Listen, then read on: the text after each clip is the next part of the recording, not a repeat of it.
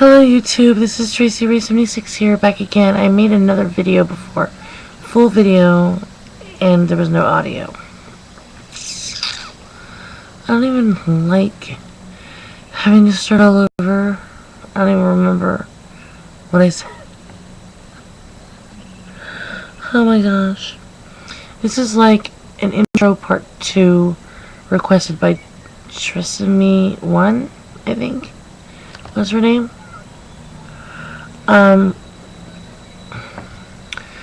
She wanted me to talk more about my weight issue, how it started, stuff like that. So, dang, I guess I'll have to start all over. Okay. So, as a kid, I have a twin sister, and I was always normal. But she was underweight. She was like super anorexic. So I was always considered the bigger one. Oh, the bigger sister. She immediately gave me a complex about my weight from the beginning. And then I figure skated for many years, so I stayed in very good shape. I didn't start gaining weight until I had babies. It's like, gain 100 pounds, lose 5. Gain 100 pounds, lose 10. Gain 100 pounds, lose none. This is what happened to me. And then my marriage was horrible because, well, I met the guy, married the guy, fell in love with the guy, got pregnant, all within like a month or two. So I didn't really know him, and he had a serious sex addiction. He still does to this day. I didn't know this though. So it first started like with phone sex bills. Our phone was getting shut off for $1,000 bills because he'd call phone sex lines. Then he called Cox Cable and ordered porn off the cable. I'd catch him masturbating, which I didn't understand because we were having sex. I mean, I didn't think I got pregnant 3 times. So it really made me feel like I wasn't good enough. Like, what is wrong with you? Why do you do this? Then we got internet. That killed us. Because then he was like up until 3 o'clock in the morning on the internet, talking to all these little hoochie mama girls. Spending all of his time on the internet, lying, and he's not a very bright person because I'd hack into his account and read and be like, look, I just read it, and he'd still lie. It's not me. I mean, he's not the smartest man in the world. Then came the running away. He would find a girl off the internet, he'd meet her for a week, pack up in the middle of the night, take all the money, and run off and get an airline ticket to wherever she is. Quit his job and run off. By the time he got there, I realized he was gone. Tracked him down. Talked to the girl. So by the time he got there, they're like, I thought you said your wife was dead. I thought you said your wife was married with somebody else. I didn't think you had kids. I thought you said your wife was like handicapped and couldn't move. You know, I mean, you would lie to these girls. So he always came home. I always took him back because I didn't want my marriage to fail. And I knew he had a problem. He just was like, refused to like do anything about it. So eventually I just was depressed, gained more weight. And then I finally just was at the point where I don't care no more. I'd help him get girlfriends.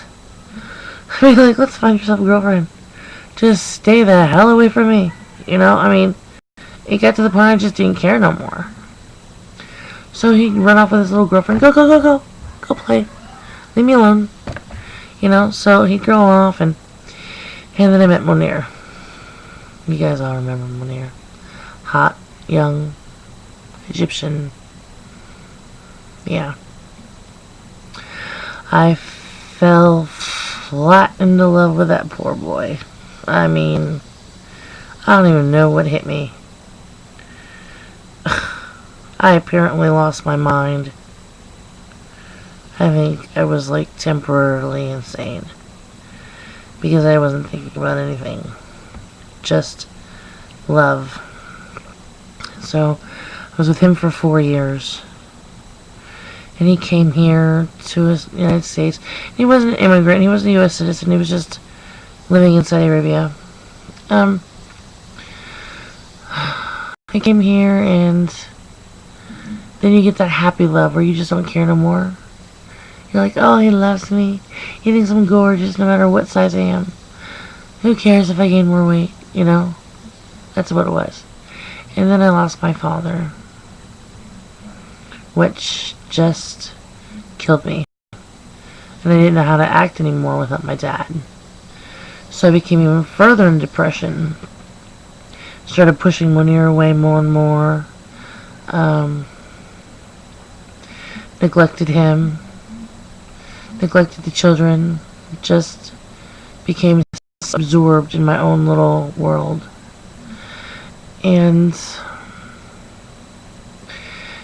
your body can only take so much stuff, man. Your body can only handle so much crap before it shuts down.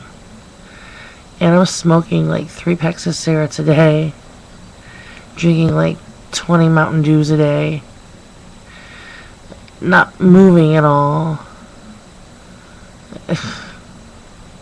Just can't do that to yourself. Eventually my heart couldn't handle it, and it stopped pumping fluid through to my kidneys, and I started packing on water weight, and that came fast.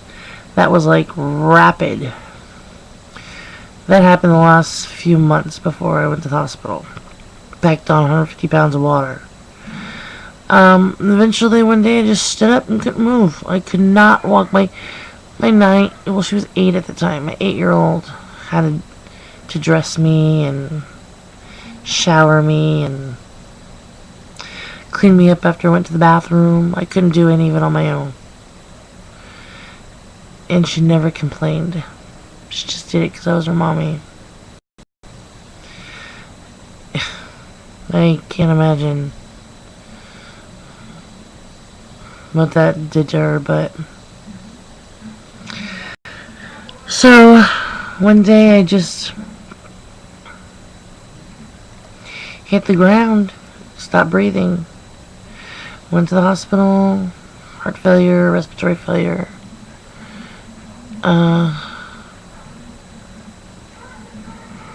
Yep.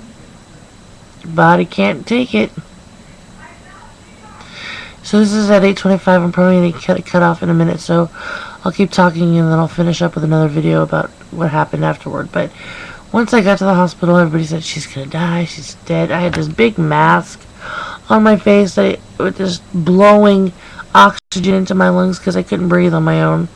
And it hurt so bad. It's like your face goes blows up, and oh, it was horrible. If I took it off for 1 second, I'd stop breathing. They said, you know, you need to make arrangements. She's gonna die. So they did. And my family took my kids in for about a month, and then I had to send them to their fathers, which I was not wanting to do. But I had to, or they would have been separated, put into foster care. Okay, let me take this off and be right back, people. 1 sec.